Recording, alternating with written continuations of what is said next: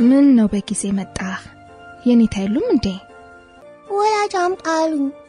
የሰራው ተንኮል አለ? የኔታ የማላውቀውን ጥያቄ ሲጠይቁኝ ኤክሶንኩና ጓደኞቼ ሳቆብኝ። ምንድነው ጥያቄው? እግዚአብሔር አዳምን ፈጥሮ ከጨረሰ በኋላ ወደ ገነት ወስዶ ምን ብሎ አስጠነቀቃቸው ብለው አውጥተው ጠየቁኝ። ምን መለስክላቸው? አልሰማሁም አላልኳቸውም።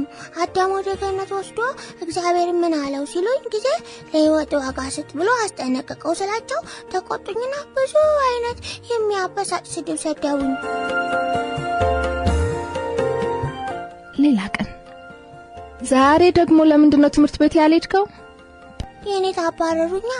እዚች ደጅ ብትደርስ ባለንጋ ይልቃለው አሉኝ አለ ጠይም ፊቱ ላይ ቅያሜ የተስተዋለበት።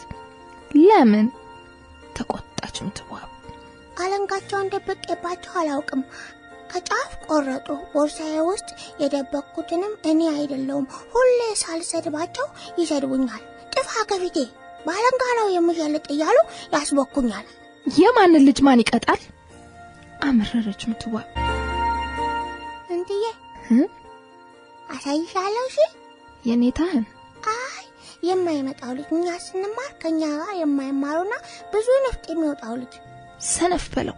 ከማይመጣው ልጅ የበለጠ የማይመጣው ትልቁ ልጅ ዛሬም አልመጣ ይላል አቦቸር ያሳሰበው ይመስል አመዳም ጠይም ፊቱን እያሻሸ። ወላጅ አሰዳቢ በለው።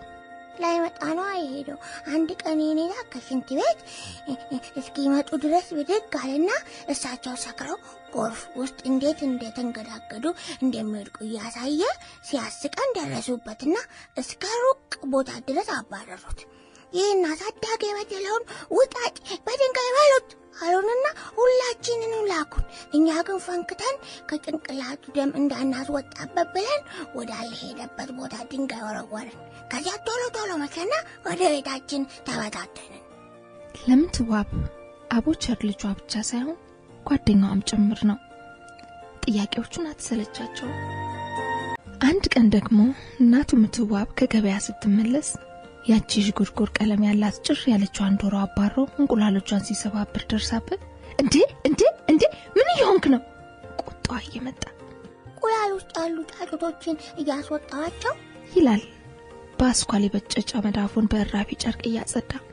አየ ልጅ ነገር ከሳምንት በኋላ የሚፈልፈሉትን ባጭር ትቀጫቸዋለህ አንተ። ብዙ ቀን እስኪሆን ድረስ እንቁላል ውስጥ የሚኖሩ ከሆነ ታፍነው ይሞታሉ እኮ ነው። አጥፍታል አቦቸር ከኩርፊያ ጋር። ዶሮዋ ናት ጥፋተኛ። እንቁላል ውስጥ ከታ ከምታስጨንቃቸው ላያቸው ላይ ከምትቀመጥባቸው መጀመሪያውኑ ለምንድነው ጫጩቶቹን እንቁላል ውስጥ ከታ የምትወልዳቸው? ኩርፊያዋ እየተገፈፈ ይመጣና ቅፍ አድርጋ ትስመዋለች። እና ልጆቿን ታስጨንቃለች አታስጨንቅም አይደል? አቤት ሐሳቦቹ ሲያዝናኗት። ሌላ ልጅ የመጨመር ሐሳብ የላትም። 50 ቢወልዱ 50 ነው ጉዱ ከተባረከ ይበቃል አንዱ ማለት ታዘወትራለች። ልጇን ያልወደደ ባይወለድ ትመርጣለች።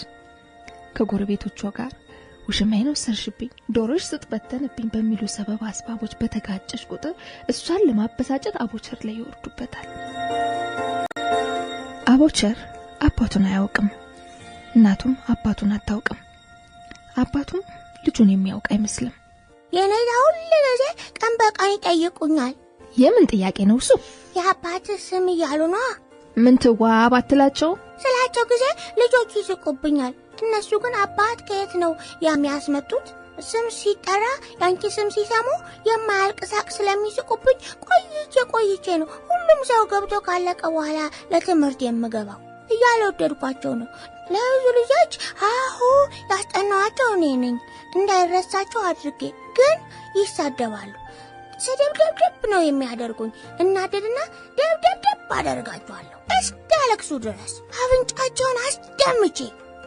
በልህ ከንፈሩን እየነከሰ በወሰደባቸው እርምጃ እየተደሰተ ምንትዋብ የሐሳብ መርከብ ይዟት ይሄዳል። በጥያቄ ባህር ላይ እየተሳፈረች በጥርጣሬ ካፒቴን እየሾፈረች ይሄ ልጅ ማን ነው? የትኛው ወዳጄን ነው የሚመስል? ሸበላ ነበርኩ። ዳሌ ሲሞን አደር ያልፎ አግዳሚውን አይነ ጠልፎ የሚያስቀር ተማሪ አልቀረኝ መምህር፣ ሎሌ አልቀረኝ ጌታ፣ ወታደር አልቀረኝ ኮሎኔል፣ ሞኖክሲዮስ ቢሆን ያላመላለስኩት ቀበቶ ታጣቂ አልነበረም።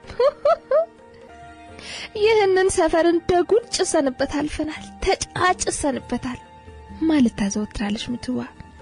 አረ ብሎ ወሬውን ላሟሟቀ እንዴታ የዚያን ዘመን ፍንዳታዎች ፍሞ ነው ይመጡና የታለች ሉባንቻ ልናጫጭሳት ነው ይላሉ። ሉባንቻዬ ነበር የሚሉኝ። በእግሩም መዓዛዋ የሚወዳደራት የለም። ሉባንቻ ንጣት ምንትዬ ወደዛ እንዳታይ አላት። ባገጩ ጎረምሶች ተሰብስበው አላፊ አግዳሚውን የሚለቅፉበት ድድ ማስጫ ተብሎ የሚጠራ ቦታ እያሳያት። ለምን ግን አለችው። ይለቅፉሻላ። ሸምሱ ሻይ ቤት ቁጭ ብለን ፊልም ስናይ የማአት ወንዶች የሚወዷትና እሷን ወደ መኝታ ቤት የምትወስዳቸው ሴት ሲያዩና እናትን ትመስላለች ይሉኛል። አንድ ቀን ተናድጄ ሌላ ሰው ሻይ በጠጣበት ብርጭቆ ቲቪውን ላንኮታኩተው ነበር። የጨዋ ልጅማ እንደዚህ አያደርግም። እነሱማ ዝም አያስብሉኝማ። አያቅትም ትላለች እናት ሳቋ እየመጣ። እኔ ሳትወልጂኝ በፊት ቆንጆ የሆነችዋን ጄኒፈር ሎፔዝ የምትባለዋን አክተር ትመስይ እንደነበር ለሁሉም እንዲሰማ ጮክ ብዬ ስነግራቸው ጎረቤት እስኪሰማ ድረስ አውቁብኝ። ከመወለድ በፊት አይታን ነበር ወይ አሉኛ። ባላይሽስ እናቴ አይደለሽ እንዴ? ሳልወለድ በፊት ምን እንደምትመስይ ማወቅ ያቅተኛል? አያቅትም ትላለች እናት ሳቋ እየመጣ። ፊልሙ ሳያልቅ ወጣሁላችኋ። እነሱ እኮ ተሳድበው ስድብ ሲያልቅብኝ ማለቅስ መስሏቸዋል ይላል አቦቸር ብልጠት የሚታይባቸው አይኖቹን እያቆለጨለጨ። ቄስ ትምህርት ቤት ደረሱ። ይሄ ነው ትምህርት ቤታችን። እዚህ ሰፈር ካሉ ቤቶች አንደኛ አሮጌኛ ቄስ ትምህርት ቤት ነው አለ ዘመም ወዳለና ጭቃ ወደ ተመረገበት ቤት ጣቱን ሰዶ እየጠቆመ። የአስተማሪ ስም ማን ይባላል? የስማት አይመስልም። ስማቸው ማን ነው? የኔታ ጠየቀ አቦቸር። አው የፊደል አስተማሪ የኔታ ነው። ሌላ ስም አልወጣላቸውም።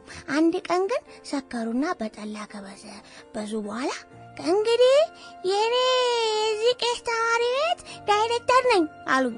ትንሽ ቆዩና ምናችሁ ነኝ ብለው ጠየቁን። አሁንም ጠየቁን። ስንረሳ ገረፉን። ሌላ ቀን እንዳይረሳኝ አስታውሽኝ ይሄ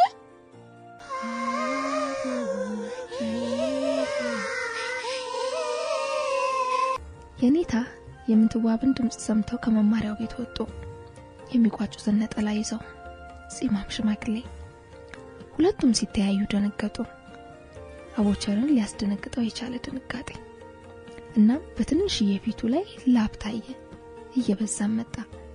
የኔታ አይናቸውን አይኑ ውስጥ እየፈለጉ ያለ እስኪመስል ድረስ አዩት። በቀስታ በቅስቃዛ ድምጽ ከ6 ዓመት በፊት መሆኑ ነው አሉ። በባለ ጊዮርጊስ ልክ ነው አለች ምትዋብ በመገረም አናቷን እየነቀነቀች። አንድ ቀን ያንን ነገር እኮ አጣርቼ ደረስኩበት። የኔታን ስም ገብረ መስቀል አለች እያንዳንዱ ፊደል ረገጥ አድርጋ። ጭቃማ ወራት አለፉ። ሊመዘገብ ወደ ትምህርት ቤት ሲወሰድ እንትዬ አለ አቦቸር በአዲሱ ሹራብ የእጅ ጫፍ ንፍጡን እየጠረገ። አንደኛ ክፍል ተመዝግቤ ይሰማል። አጠገቤ አስተማሪ የሚያስቀምጣቸው ልጆች የጨርቆስ ሰፈር ልጅ ነህ ወይ ሲሉኝ አይደለው ነው አይደለም ሙላ። ለምን ነኝ በል እንጂ ያሽቁኛል። እነማን? የጨርቆስ ሰፈር ያልሆኑ ልጆች። ምን ይሉሃል? እንግዳ ሲመጣባችሁ የፎቶ አልበም ከጎረቤት ተውሳችሁ ነው ለእንግዳ የምታሳዩት ይሉናል። ምንቴ አንድ ልጅ ደግሞ ምን አለኝ መሰለሽ? የእናንተ እናቶች 12 እስኪሞሉ ድረስ ይሰባሰቡና ባለ 2 ብር 40 አልበም ይገዛሉ። ከገዙ በኋላ ያዋጡ ሰዎች 3 ፎቶ ያመጡና ይከቱበታል። ከዚያው እሑድ ዕጣ ያወጣላቸው ሰው እስከ ሳምንት ድረስ አልበሙን ቤት ያቆየዋል ብለው እየሳቁ አበሸቁኝ። ሲያበሽቁ አትብሸቅላቸው እሺ።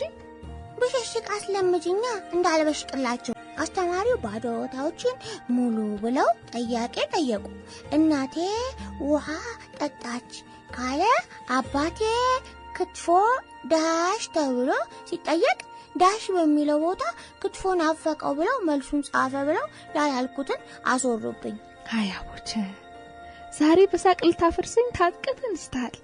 አባቴ ክትፎ በላ ነው መልሱ። እሺ ውሸታም ተብዬ ባለንጋ ልጀለጥም አያስበረክኩኝም። ጨበጨብልሃል። ትንሽ ቆይቶ አባቴ ክትፎ ነበረ የሚበላው አለ ምራቁን እየዋጠ። አንቺን ያስበላሽ ነበር ወይ? ውሃ ብቻ እያስጠጣ ክትፎ ያስናፍቅሽ ነበር? ማን? አባቴ ነው፣ የማላውቀው አባቴ። የምትመልስለት ስለማይኖራት ያልሰማች መስላ ፊቷን ታዞርበታለች። ረዣዥም ሳሮች በሞሉበት ግቢ ህፃናት ይሯሯጣሉ። አንደኛ ደረጃ ትምህርት ቤት ነው። እናት ከልጇ ጋር ሆና ስትጠባበቀው የነበረው ሰልፍ አልቆ ተራዋ ስለደረሰ ወደ ውስጥ ገባች። ስም ተነገራት ለመዝጋቢዋ። የአባት አቦቸር ምንትዋብ የሚል ጠበቀ፣ ግን አልሆነም። የአባቱ ስም መዝጋቢዋ ዝምታ ሲበዛ መልሳ መጠየቅ ግድ ሆነባት። ገብረ መስቀል።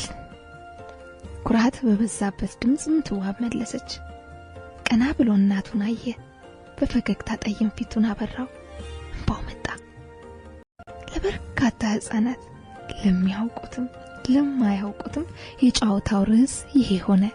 አባቴን እኮ አገኘሁት፣ የኔት ሀገር በመስቀል ይባላል እያለ ደስ የሚል የሚያሳምም ቁስል የሚያስወጣ አለንጋ ነበራቸው እያለ ደስ የሚል እናቴን የሚያናድድ ስድብ ይሰድቡኝ ነበር እያለ